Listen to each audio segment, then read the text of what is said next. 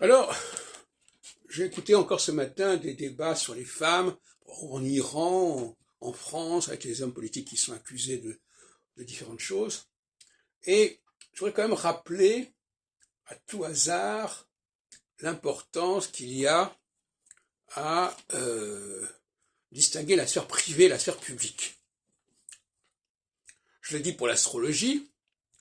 L'astrologue qui travaille uniquement dans la sphère privée n'a pas du tout les mêmes méthodes que l'astrologue qui travaille sur la sphère publique.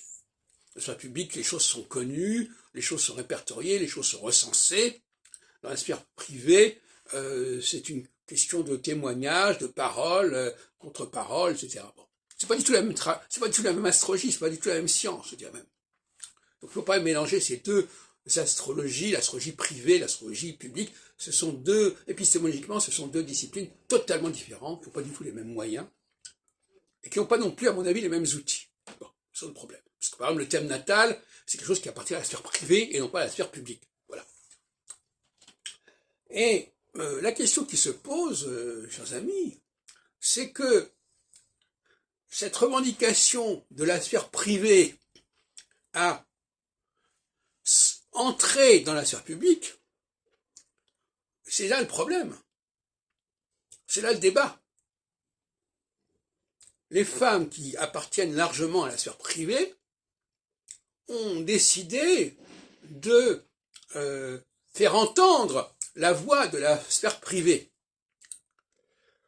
Et la question, c'est que faire entendre la voix de la sphère privée, c'est pas du tout la même chose que l'étude de la sphère publique. Et là encore, on a un clivage majeur, qu'on pourrait presque parler de sciences sociales du privé et sciences sociales du public. C'est pas la même épistémologie. Qu'est-ce que vous voulez dire? C'est pas pareil. C'est comme un astrologue qui dirait, voilà, j'ai réussi ceci ou cela. Ah bon? Vous en avez la preuve? Ben, j'ai mes clients qui sont contents. Ben oui, mais c'est pas suffisant. Barbeau avait compris cela et l'astrologie doit s'exprimer sur la place publique. Quand il fait des prévisions, bon, même s'il y a des fiascos, etc., enfin, épistémologiquement, il a raison de dire que l'astrologie doit être sur la sphère publique.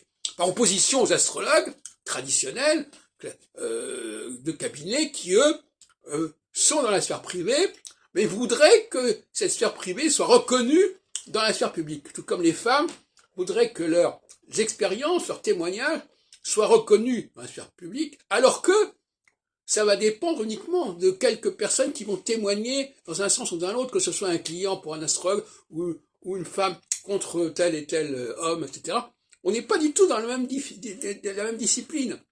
Donc là, il y a un clivage majeur qui s'instaure, et à mon avis, d'ailleurs, ce clivage, il va apparaître d'autant plus fortement en phase équinoxiale qui vient maintenant, où on va s'apercevoir que les gens, certaines catégories de personnes n'ont pas la même idée de la science que d'autres.